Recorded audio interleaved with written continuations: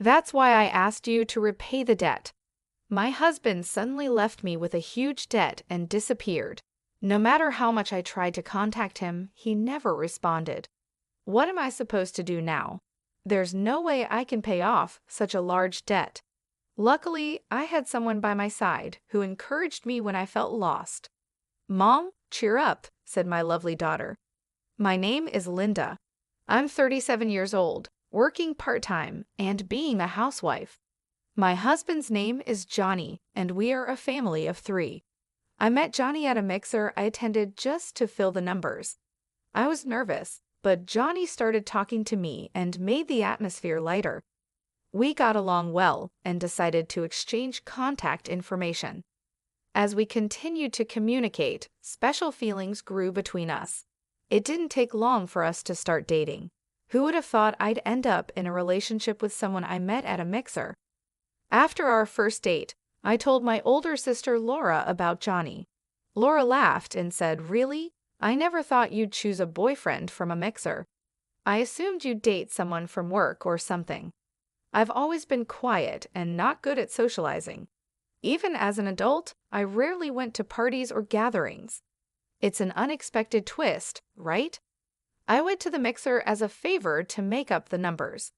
When I showed Laura a photo from my date with Johnny, she said, "He's surprisingly handsome." We then updated each other about our lives and decided to part ways for the day. Laura is still single and doesn't seem interested in getting married or having a boyfriend. She enjoys her single life, finding it more relaxed and comfortable. I understand that mindset, but my heart is set on a future with Johnny. If our relationship goes well and we get married and have children, it would be wonderful. On my way home after talking with Laura, I couldn't stop smiling. A few years later, I married Johnny. I remember vividly when he proposed. I was so emotional and couldn't hold back my tears. We moved into a new apartment, marking the start of our married life.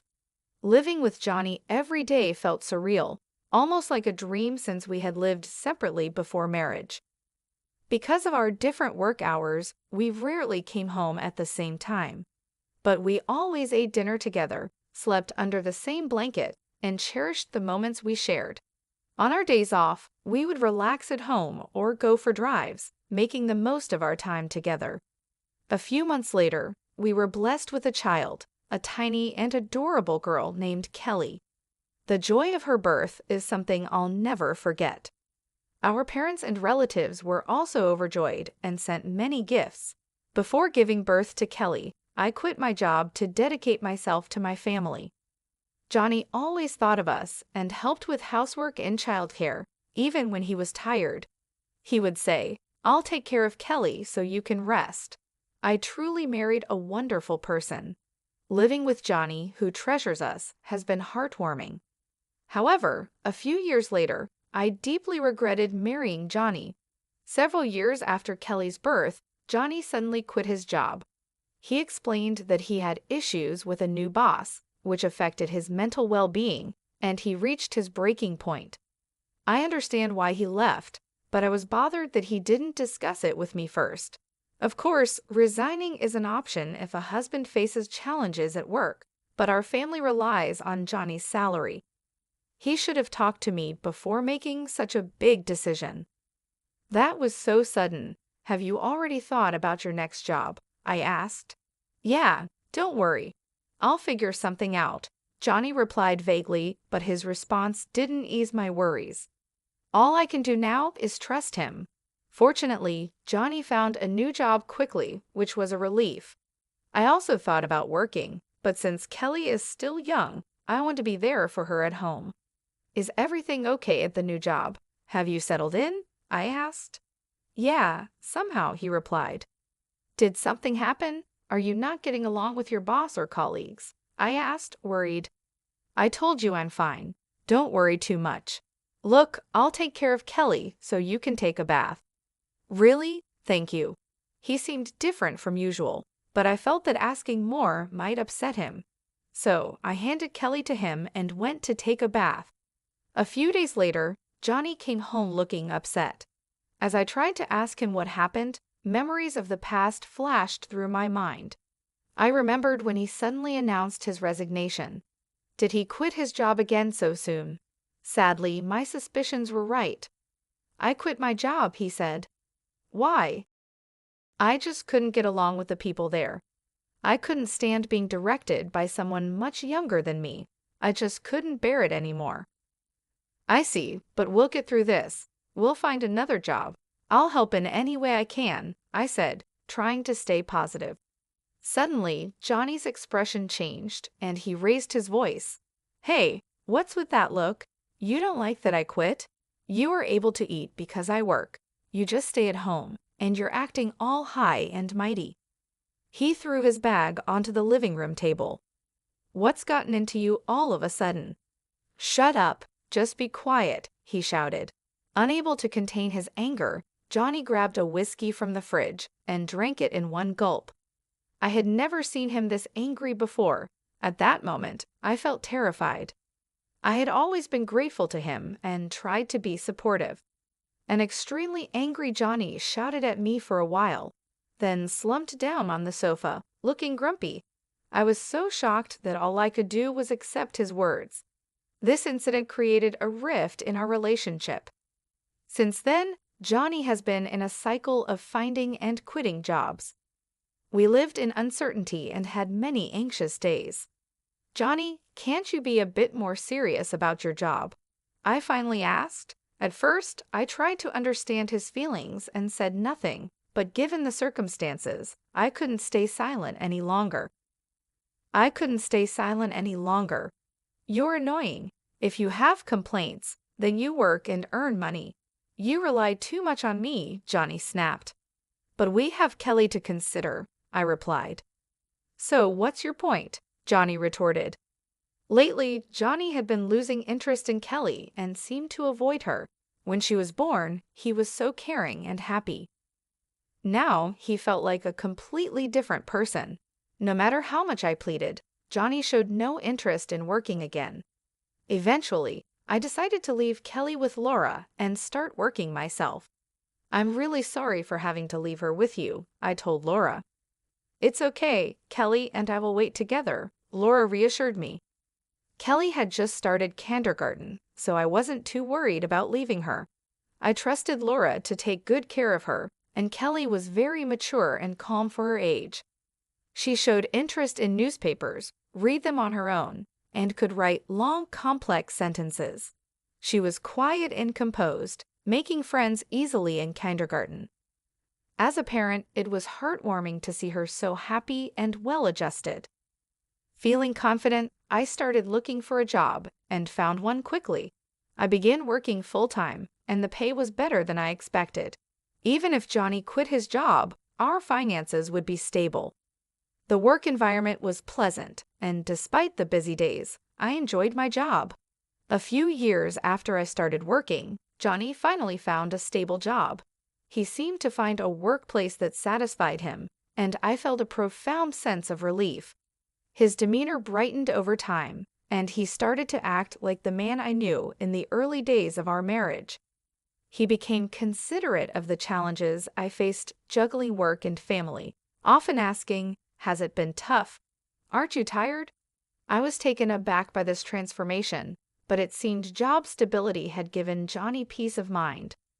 Kelly was growing up healthily, and Johnny started acting like a caring father again. Seeing Kelly play joyfully with Johnny always warmed my heart. Still, the thought of returning to the way things were before made me anxious about leaving my job. Therefore, I decided to keep working and ensure our family's future remained secure. I continued to rely on Laura for childcare. "How's Kelly? Is she doing well?" I asked.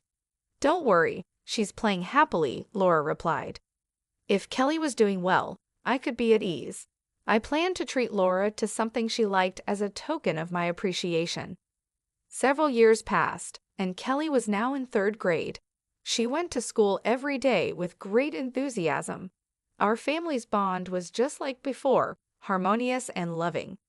I wondered what had caused the rift between Johnny and me because our home life felt so stable, almost as if the past problems had been forgotten. Then one day, Johnny made a suggestion. Ever think about getting a new car? A new car? Yeah, our current car is good, but it's reaching the end of its life. It's becoming a hassle to maintain. The car we were using had been purchased quite a while ago, and over the years, issues had increased and repair costs were piling up. You might be right. Maybe we should consider a new car. Yes, I knew you'd agree. By the way, I've already got some catalogs ready. I didn't expect him to be this eager about replacing the car, but we started looking through the catalogs together. Kelly, come here. Which car do you want to ride in? Let's decide together. He called Kelly over, and the three of us enjoyed flipping through the car catalogs together.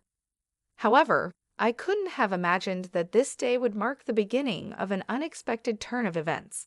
A few months later, the new car we chose was delivered. It was a brand new model costing over $255,000. The loan was under my name. Generally, people would expect Johnny's name on the loan, but considering his unstable work history, we were concerned about being rejected. I was determined to work even harder to pay off the loan. I was sure Johnny felt the same way. That's what I believed, but my hopes were shattered in an instant. Johnny stopped coming home. He disappeared along with the new car. Could it be that Johnny got involved in some kind of trouble? What should I do? At that moment, my cell phone rang. The call was from Johnny. Hello, Johnny. What are you doing? Where are you now? Out of concern, my voice raised unintentionally. Hey, calm down. But you disappeared all of a sudden, and the new car is gone. What happened? Did you get caught up in some trouble? I tried to express how worried I had been, but Johnny laughed at my concerns and said something unbelievable. Actually, I found a new lover. She's more important to me than you. What? What do you mean? Let me be clear. I've fallen in love with someone else. I've already taken care of the divorce papers. I'd appreciate it if you stopped getting involved. Wait, divorce? I can't believe this. I was shocked to hear about the divorce notice. I remembered a discussion we had during a big fight a while ago. Submitting the application to the court means that both parties agree to the divorce. I deeply regretted letting my emotions take control at that time. Oh, by the way, I have a debt. I'm counting on you to repay it. What? How much debt are we talking about? About $350,000, give or take. I'm leaving all the repayments to you. With those words, Johnny abruptly hung up the phone. I never thought something like this would happen to me. Were all his kind smiles in the past just lies? As these thoughts crossed my mind, I felt the strength drain from my body. Mom, what happened? Kelly rushed over, looking concerned as I slumped to the floor. It's okay, honey. Thank you. I tried to put on a brave face, but inside I was filled with anxiety. How will I manage our life now with such a massive debt looming over us? The thought of $350,000 made me feel suffocated. On top of that, there was still the car loan to think about.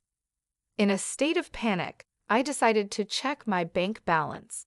I searched the closet, drawers, kitchen, bedroom, everywhere.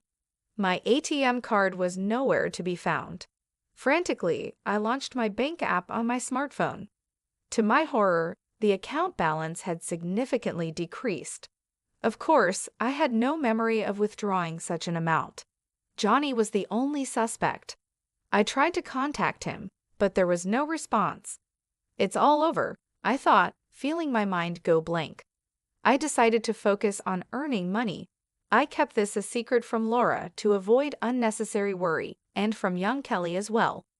A few weeks after Johnny disappeared, I lost consciousness at work. When I came to, I found myself lying in a hospital bed. Where am I? Linda, are you awake? Laura, with a shaken expression, entered the room with Kelly standing beside her. It seemed I had fainted due to extreme stress. I was told I needed to stay in the hospital for several days for more tests. Hospitalized? What should I do after you're discharged? Let's talk about Johnny. Kelly told me everything. Kelly told you. Did you know? Actually, I overheard Dad's phone call. I was surprised to find out that Kelly knew the truth. When it was time for my discharge, I felt down, worrying that Laura might point out I shouldn't have let Kelly know.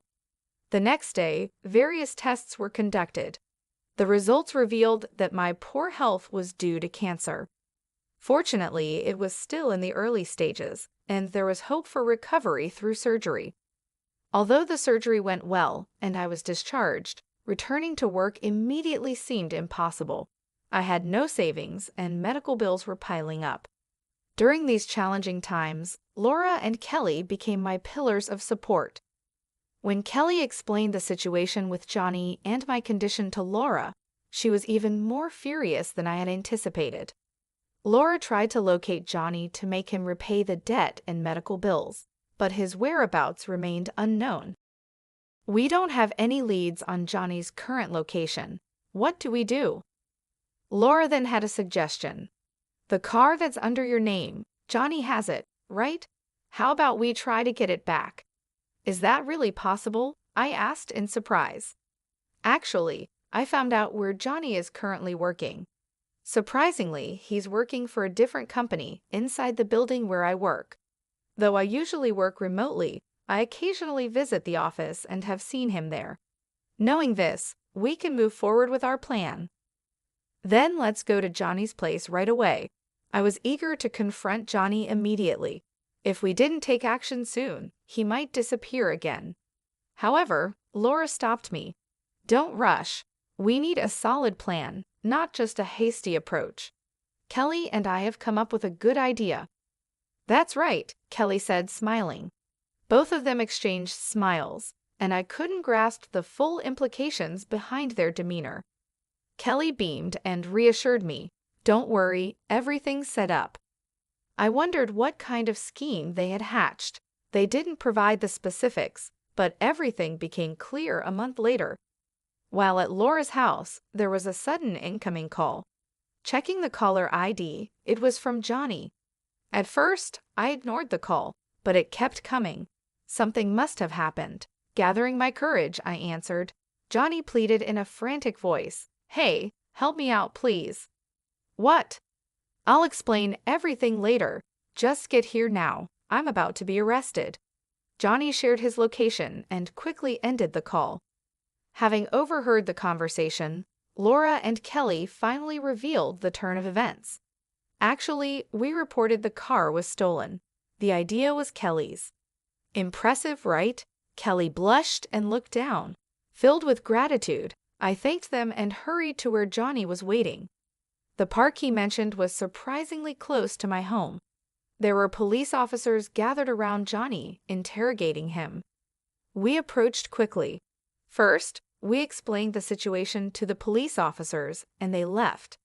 Then Johnny ushered us into his car and began explaining what happened. In the passenger seat sat a confident-looking woman, her legs crossed, staring at us coldly. "Thanks for coming, but why did the police come to me?" Johnny asked, confused. Despite being surrounded and questioned by the police, he hadn't understood why. I reported the car was stolen. "After all, that car is mine," I said, shocked at his confusion. "We're divorced, so we have no ties."